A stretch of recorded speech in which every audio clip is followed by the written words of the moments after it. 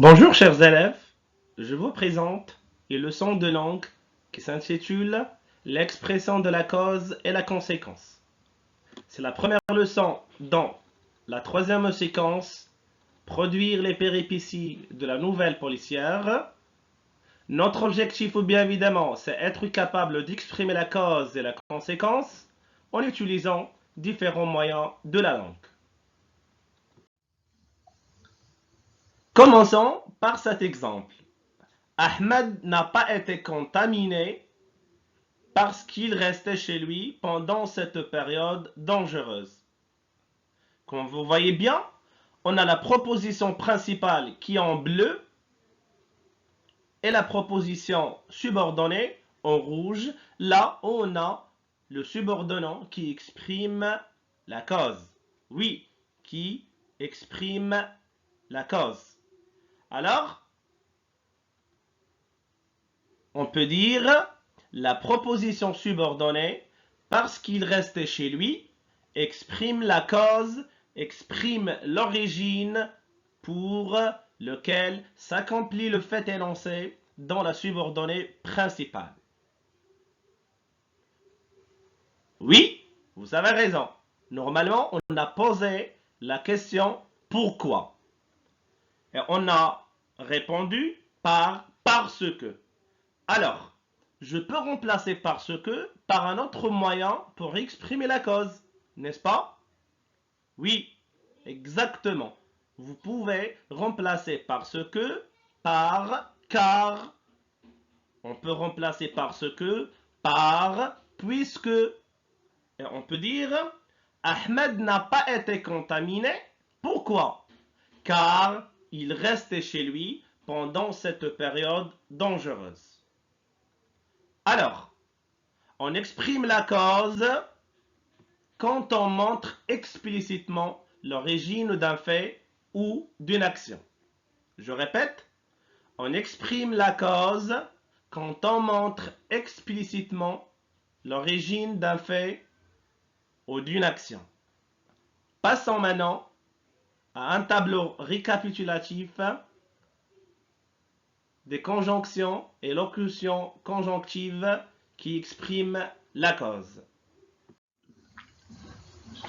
Et voilà le tableau récapitulatif des conjonctions et locutions conjonctives qu'on peut utiliser pour exprimer la subordonnée de cause.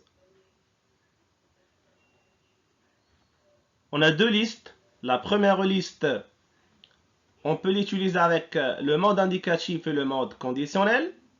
Et la deuxième liste, c'est avec le mode subjonctif. Maintenant, après la lecture de ce tableau, je peux signaler une remarque très importante.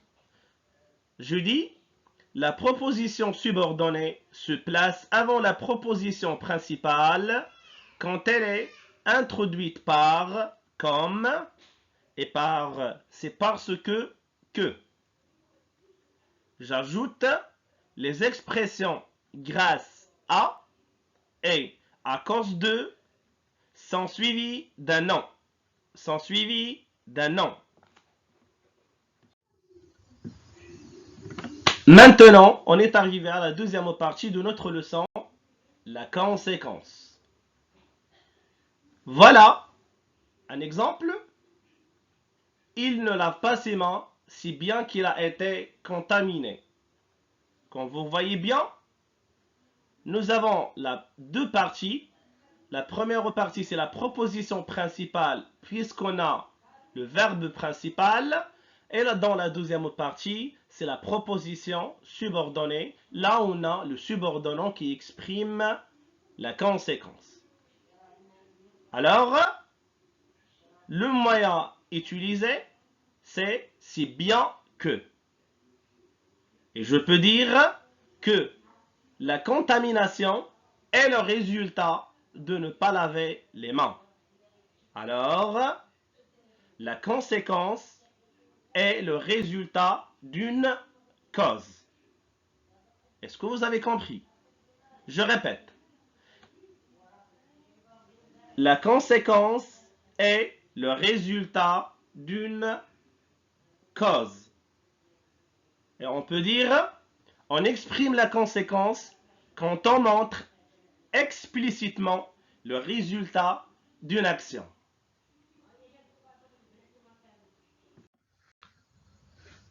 Et voilà mes chers élèves, je vous présente le dernier tableau récapitulatif des conjonctions employées pour exprimer la subordonnée de conséquence.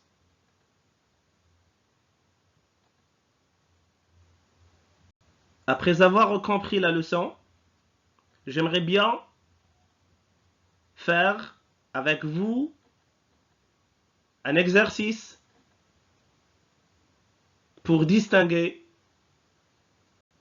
l'expression de la cause et de la conséquence. Je prononce deux phrases et c'est à vous de me dire qu'est-ce qu'on exprime dans chacune.